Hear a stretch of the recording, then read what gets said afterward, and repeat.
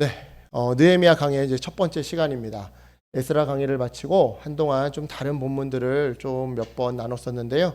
이제 다시 느헤미야로 돌아가서 우리가 에스라, 느헤미야 어떻게 보면 회복기에 그 하나님이 이스라엘 백성들에게 주셨던 그 말씀을 좀 함께 이제 한동안 좀 살펴보고자 합니다.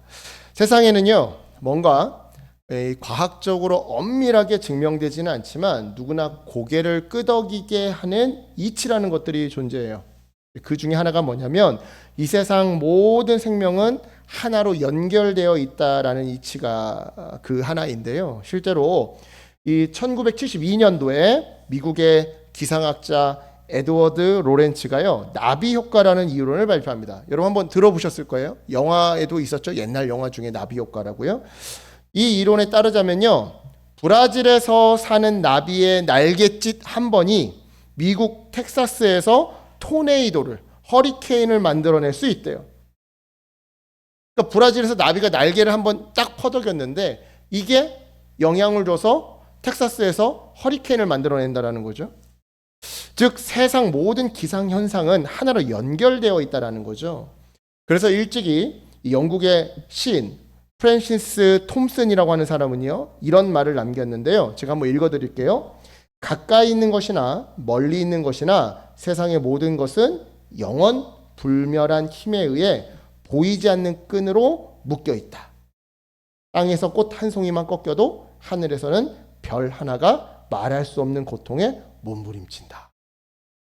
우리 다운이 보고 꽃 꺾지 말라고 해야 될 것 같아요. 자꾸 꽃을 꺾어가지고 못 꺾게 하려고 하는데, 땅에서 꽃 한 송이만 꺾여도 하늘에서는 별 하나가 고통에 몸부림친다. 그렇습니다. 우리는요, 모두 하나로 연결되어 있어요. 비단 피를 나눈 가족만 나와 하나로 연결되어 있는 것이 아니라 같은 교회를 다니고 있는 교회 식구들도 나와 하나로 연결되어 있고요. 다른 교회를 다니고 있는 성도들도 나와 하나로 연결되어 있죠. 뿐만 아니에요. 예수님을 믿든 안 믿든 같은 직장, 같은 나라에 살고 있는 모든 생명은요, 나와 하나로 연결되어 있고요. 설령 지구 반대편에 있다 하더라도 하나님이 만드신 이 창조 세계에서 같이 숨쉬고 있는 한 그들과 나는 하나로 연결되어 있는데요. 예를 들어 지구 반대편 이란에서 전쟁이 났는데 우리가 차량 오부제를 해야 합니다. 그죠? 기름값이 2,000원이 됐어요. 그죠? 지구 반대편에서 전쟁이 났는데 우크라이나에서 전쟁이 났는데 우리가 밥보다 비싼 빵을 먹어야 돼요. 그죠? 요즘에 카페 가서 빵 하나 사면 밥보다 비싸요. 그죠? 네. 우크라이나에서 전쟁이 났는데. 따라서 여러분, 이처럼 우리가 모두 하나로 연결되어 있기 때문에 그 무엇보다 해야 할 일이 뭐인 겁니까? 바로 서로를 위한 중보기도인 거예요.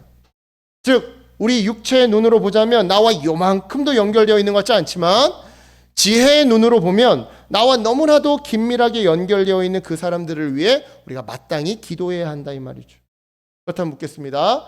반드시 해야만 하고 꼭 필요한 이 중보기도, 어쩌면 나의 삶을 지키기 위해서 역설적으로 반드시 해야만 하는 이 중보기도, 도대체 어떻게 하면 좋을까요?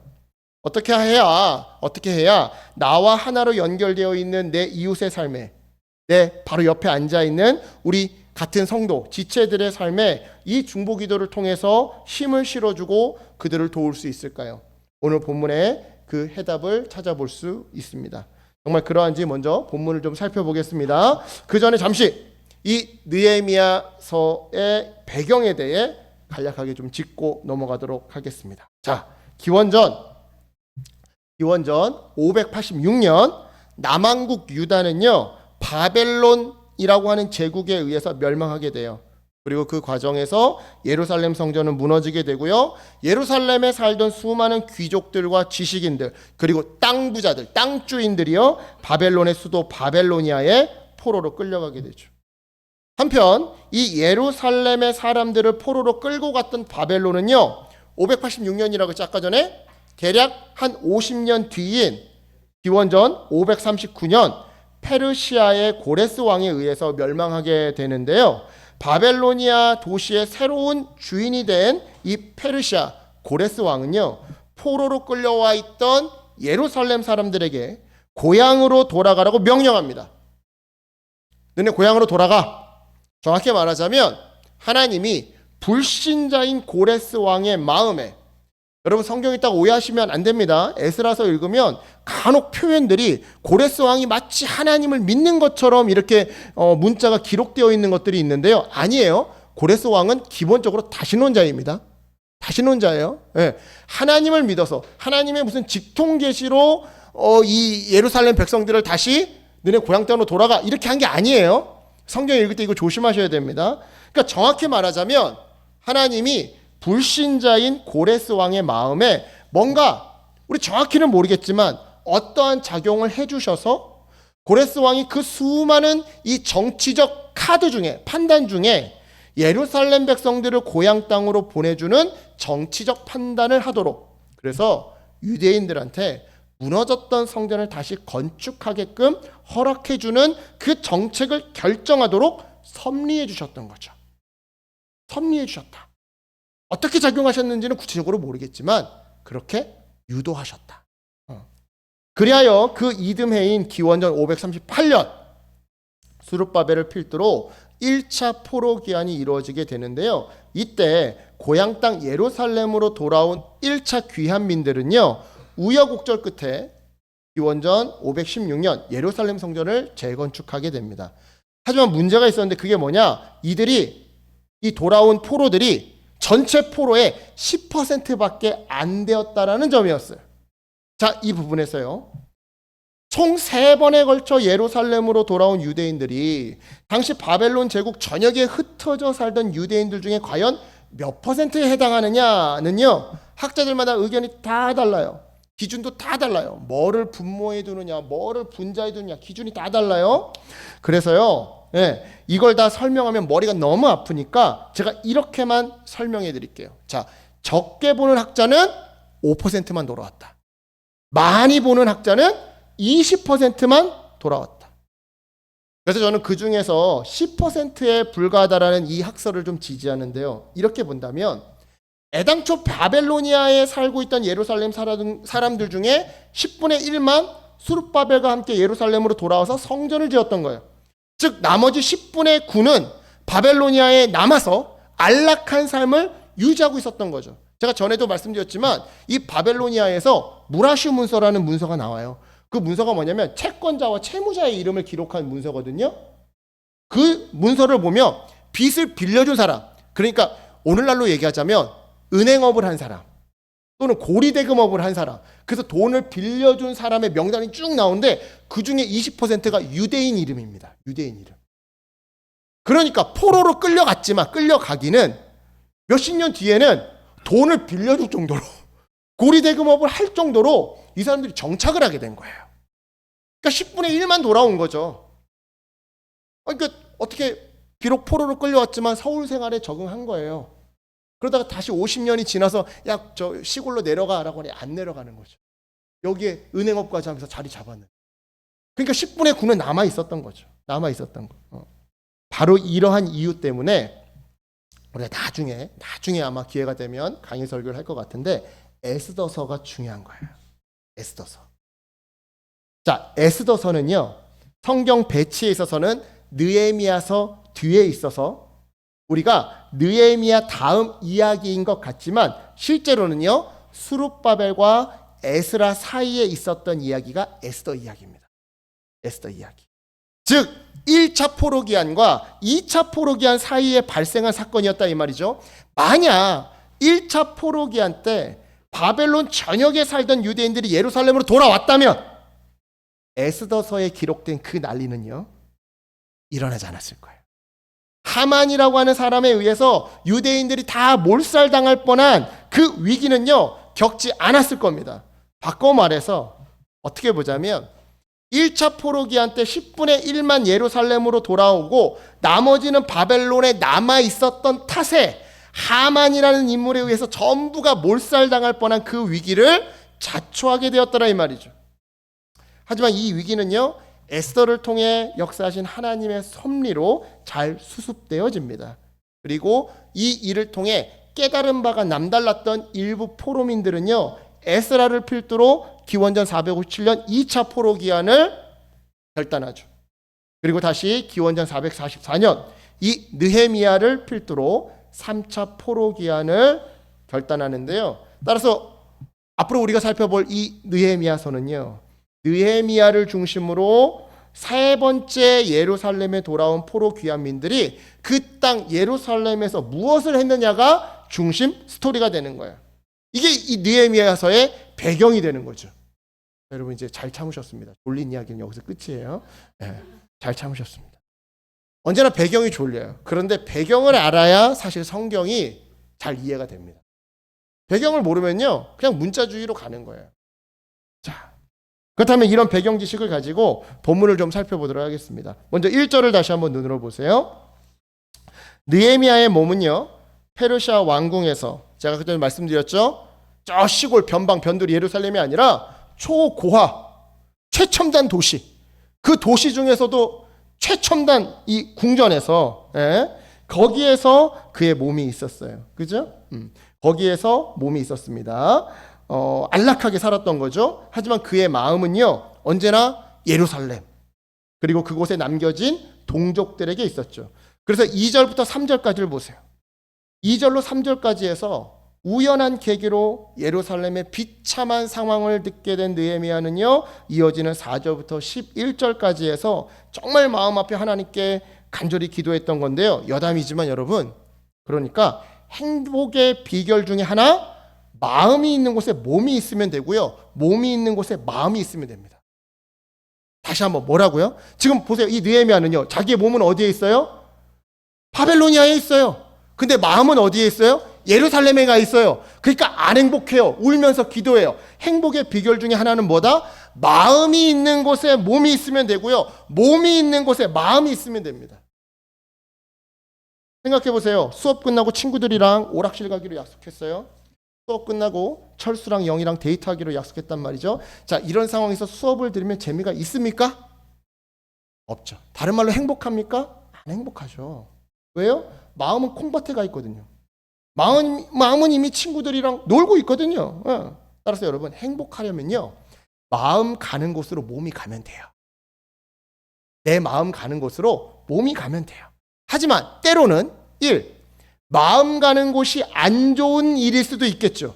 마음 가는 곳이 복수하려고 그 사람을 찾아가는 일일 수도 있어요. 또 회피하려고, 도망가려고 순간의 쾌락을 찾아가는 일일 수도 있죠.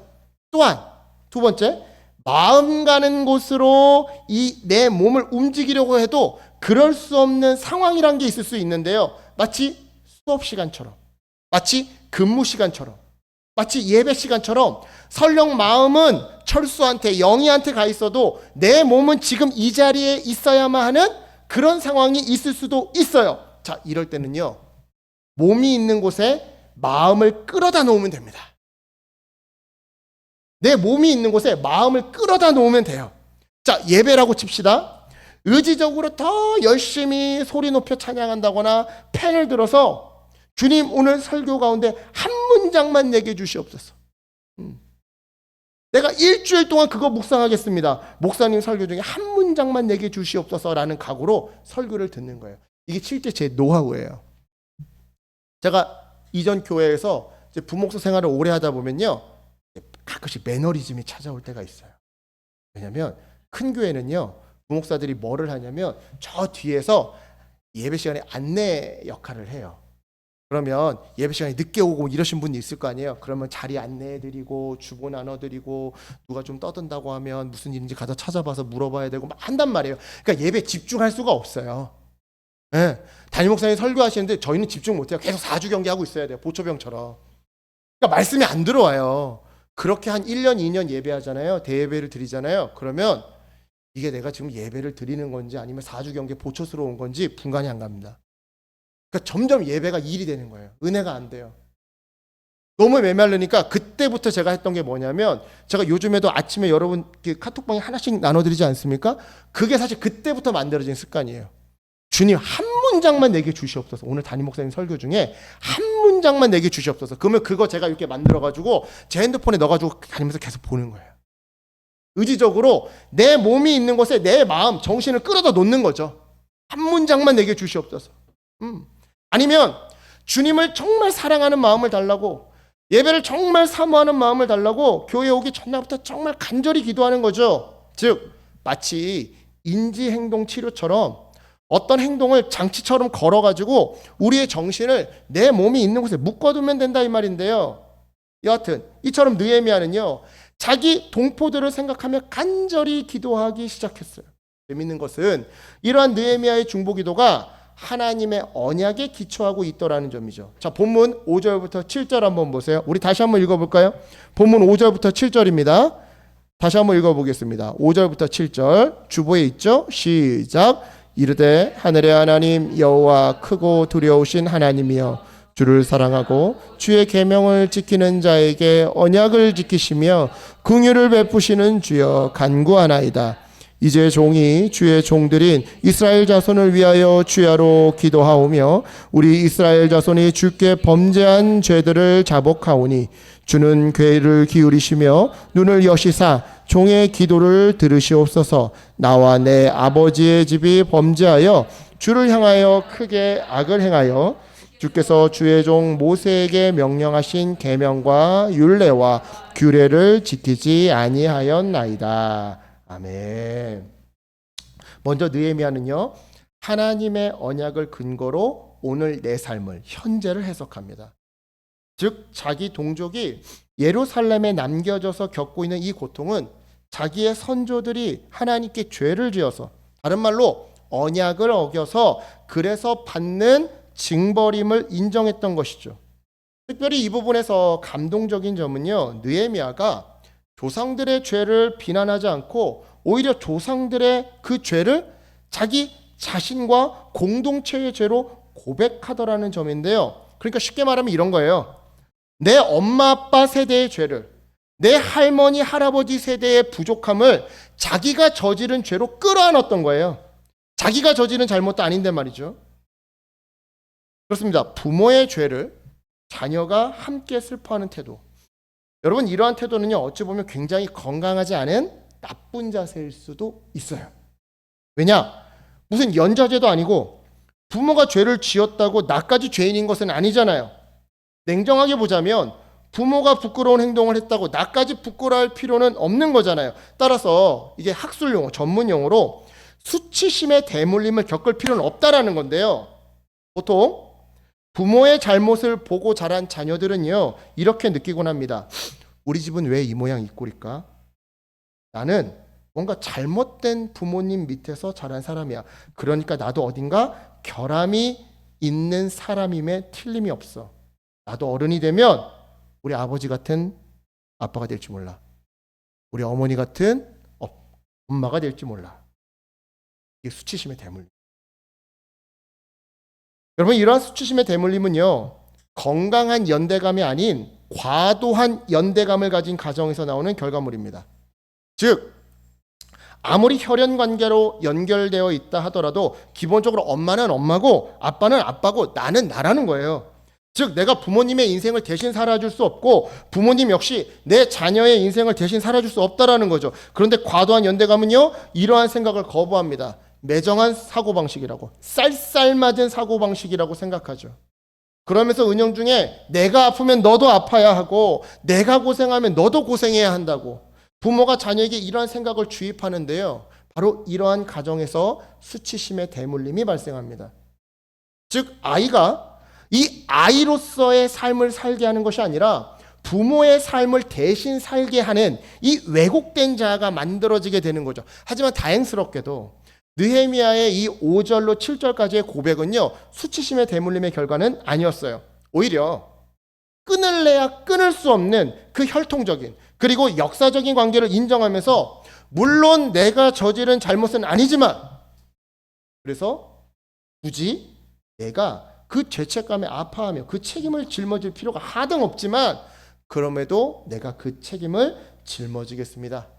내 가문이 만든 역사의 아픔을 내가 치유하겠습니다 라고 하는 성숙하고 용기 있는 고백이었던 거죠. 그러니까 마치 오늘날의 이런 사례랑 비슷했던 거예요. 자, 보세요. 지난 2025년 2월이었어요. 어떤 유명한 여자 배우가요, 자기의 할아버지가 친일파였던 것을 알게 된 거예요. 그래서 공식적으로 자기 할아버지가 일제 강점기 때 취득한 땅은 반드시 국가에 환수되어야 한다. 저는 그거 물려받지 않겠습니다. 라고 인터뷰했는데요. 느헤미야의 고백이 이 여자 배우의 인터뷰와 비슷했던 겁니다. 또 있어요. 지난 2026년, 그러니까 올해죠. 지난 4월 3일 제주 4.3 78주년 추모기도회에서 한국 기독교 교회 협의회가요, 분단과 냉전을 신학적으로 정당화하거나 침묵과 동조로 일관했고 때로는 신앙의 이름으로 폭력에 협력해 왔습니다 라고 인정하면서 제주 4.3 사건의 정의로운 해결과 온전한 치유에 동참하겠다고 공식 선언을 했는데요. 느헤미야의 고백이 바로 이 한국 기독교 교회 협의회의 이 선언과 비슷했던 거예요. 즉 느헤미야나 그 여자 배우나 한국 기독교 교회 협의회나 다 자기들이 저지른 죄가 아니에요. 자기 선배들이, 자기의 조상들이, 선조들이 저지른 죄예요. 따라서 자기들이 사죄하고 자기들이 책임질 필요가 없다 이 말이죠. 하지만 자기의 선조들과 같은 공동체의 후예로서 그 역사적인 흐름과 무관하지 않음을 용기 있게 인정했던 거예요. 인정하고 선조들로 인해서 망가진 사람들의 그 아픔을 책임 있게 떠안으려고 노력했더라 이 말이죠. 바로 이러한 의미에서 본문 5절로 7절까지의 이 느헤미야의 기도는요, 우리에게 많은 울림을 주는 것과 동시에 부모님의 잘못을 바라보는 우리는 어떠해야 하는지, 부모님의 잘못으로 피해를 본 사람들을 우리는 어떻게 대해야 하는지 그 성경적인 해법을 알려주는데요. 고린도후서 5장 18절로 19절은요, 주님이 우리 성도들에게 화목하게 하는 직분을 주셨다라고 증언합니다. 제가 한번 읽어볼게요. 모든 것이 하나님께로서 났으며 그가 그리스도로 말미암아 우리를 자기와 화목하게 하시고 또 우리에게 화목하게 하는 직분을 주셨으니 곧 하나님께서 그리스도 안에 계시사 세상을 자기와 화목하게 하시며 그들의 죄를 그들에게 돌리지 아니하시고 화목하게 하는 말씀을 우리에게 부탁하셨느니라.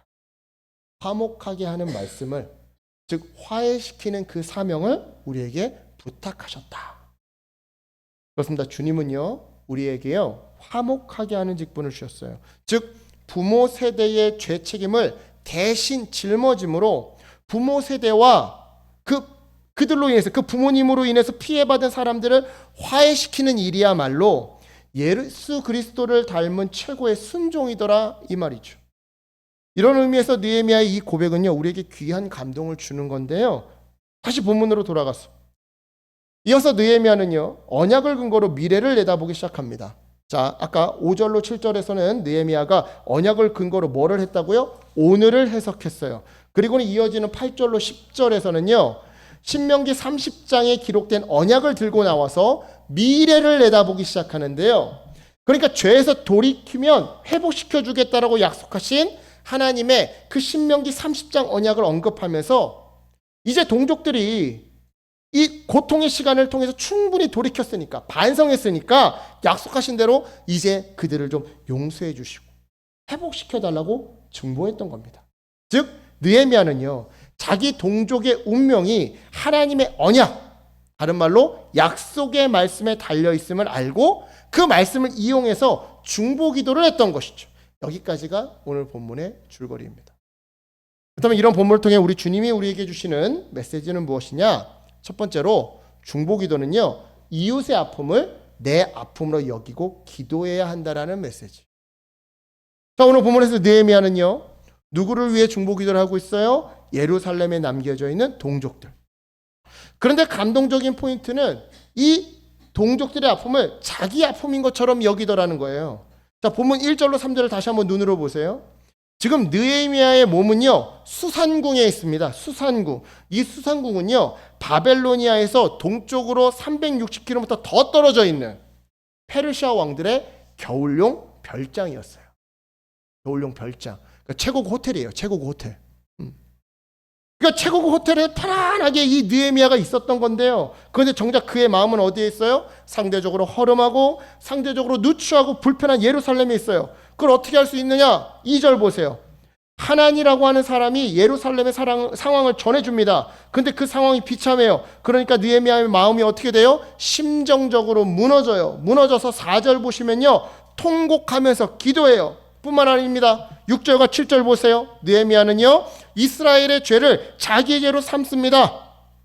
우리 같으면 나와 상관없는 일이라고, 나는 그런 잘못 저지른 적 없다고, 그래서 다행이라고, 난 다행이다, 난 여기 호텔에 있는데 조금 힘들겠네, 이러면서 그러길래 좀 잘 좀 하지, 한심하다고 무관심하게 손가락질만 할 텐데 말이죠. 그렇습니다. 느헤미야는요, 동족의 아픔을 자기의 아픔으로 여겼던 거예요. 그래서 아픈 자들과 함께 마음을 나누고 함께 울며 함께 죗값을 짊어졌던 거죠. 이 대목에서 우리는요, 중보기도의 아주 중요한 원리를 배우게 되는데요. 여러분, 중보기도는요, 어떻게 하는 거예요? 그 사람의 아픔과 문제를 나의 아픔과 나의 문제로 여기고 기도해야 하는 거예요. 그래야 그 기도가 현실로 열매 맺는 능력의 기도가 되는 거죠. 이런 맥락에서 여러분 묻겠습니다. 여러분, 우리가 자녀들을 향한 기도를 많이 합니다. 그죠?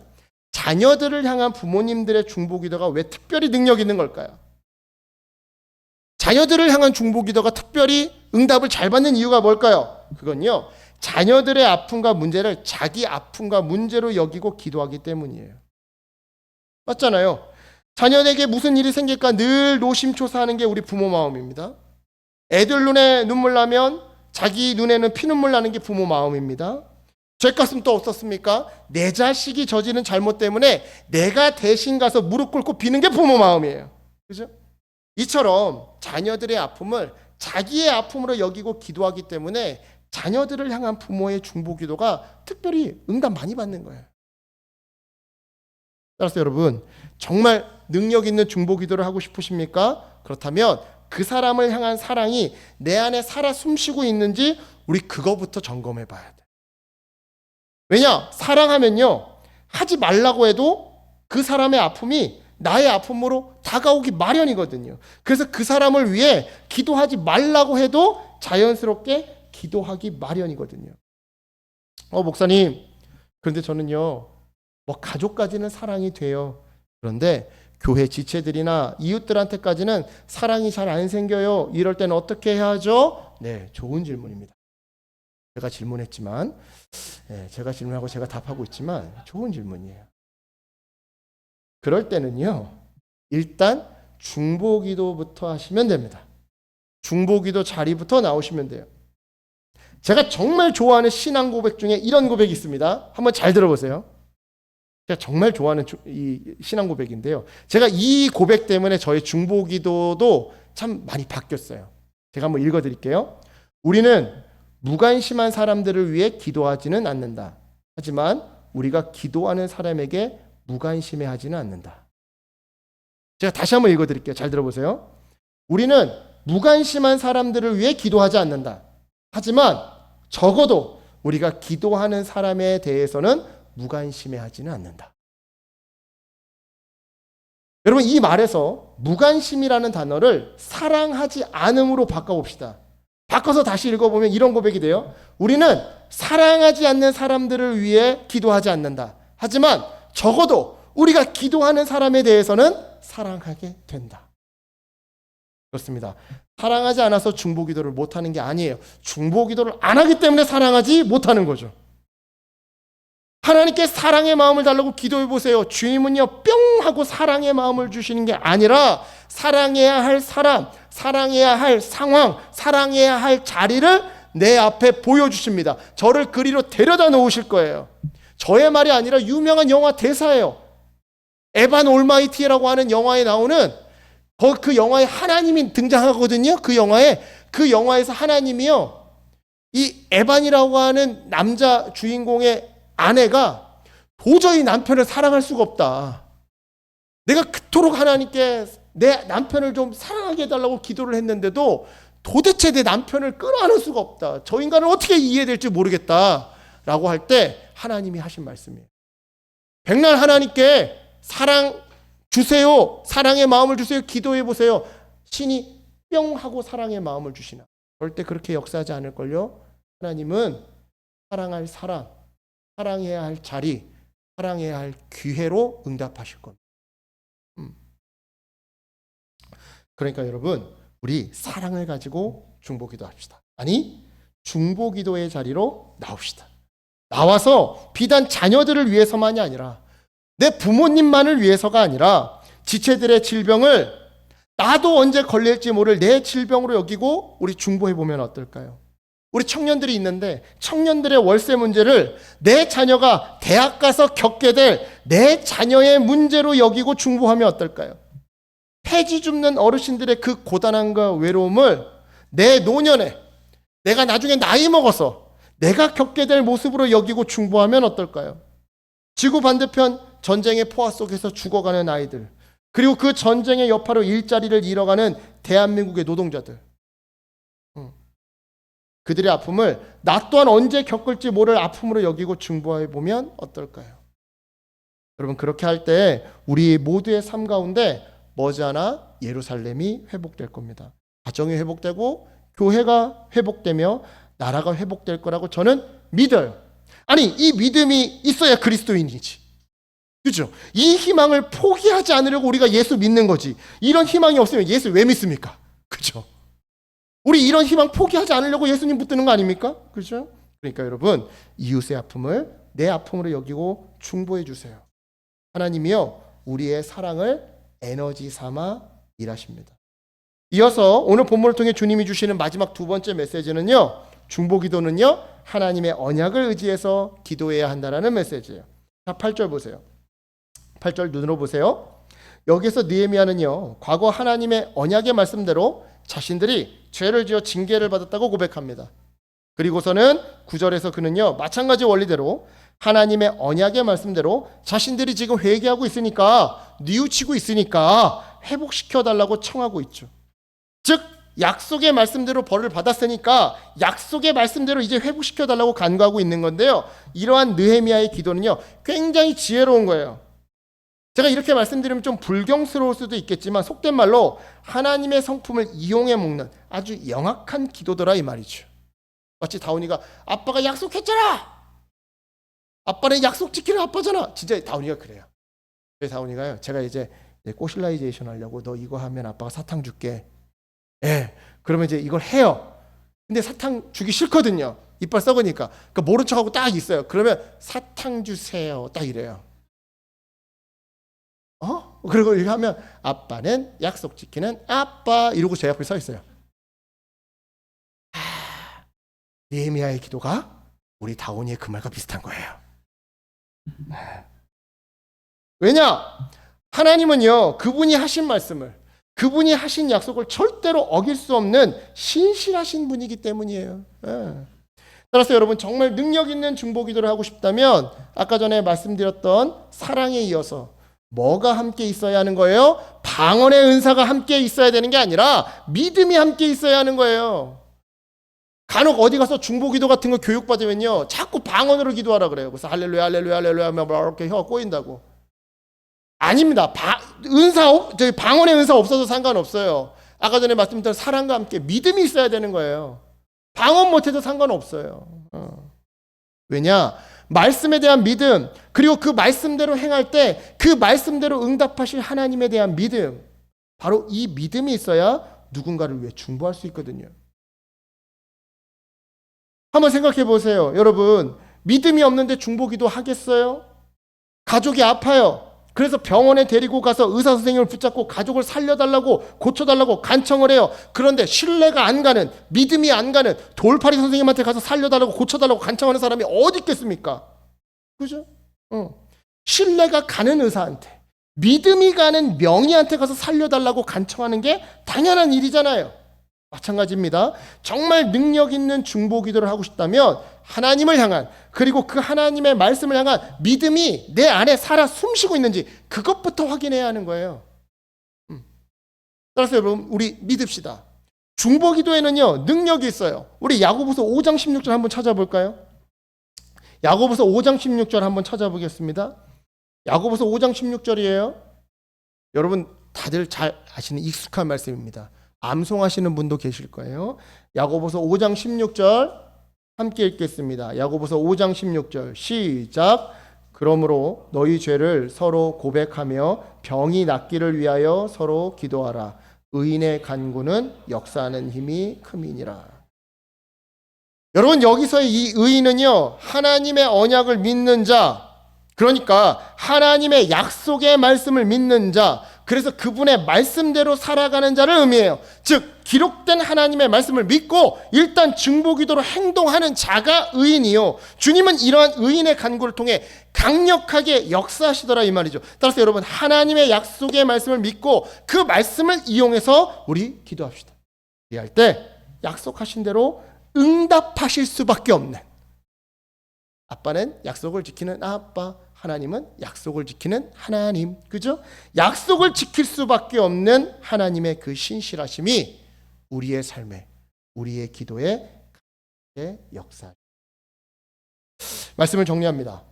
오늘 본문을 통해 우리 주님은요, 첫째, 이웃의 아픔을 내 아픔으로 여기고 중보기도하라고 말씀하세요. 그리고 둘째, 하나님의 언약을 의지해서 기도하라고 말씀하세요. 간단히 말해서 사랑과 믿음이라는 거예요. 사랑과 믿음. 결국에는 사랑과 믿음이라는 거예요. 이거 가지고 기도하라는 거죠. 우리의 중보기도가 힘이 없는 이유는 어떤 의미에서는 사랑이 없고 믿음이 없기 때문이라는 거예요. 사랑이 부족하고 믿음이 부족하기 때문이라는 거예요. 사랑하는 여러분, 이 말씀 앞에서 어떻게 반응하시겠습니까? 앞서도 말씀드렸지만 우리는 다 연결되어 있어요. 노인들의 문제는 내가 앞으로 겪게 될 아픔이에요. 청년들의 문제는 내 자녀가 앞으로 겪게 될 아픔이에요. 내 옆사람, 내 지체들의 아픔은요, 나 역시 언제 겪을지 모를 동일한 아픔이에요. 따라서 여러분, 우리 중보기도 합시다.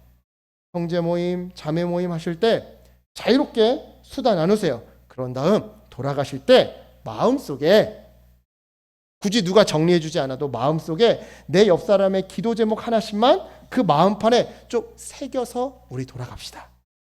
일반적인 평범한 주일날에도 그렇게 해주세요.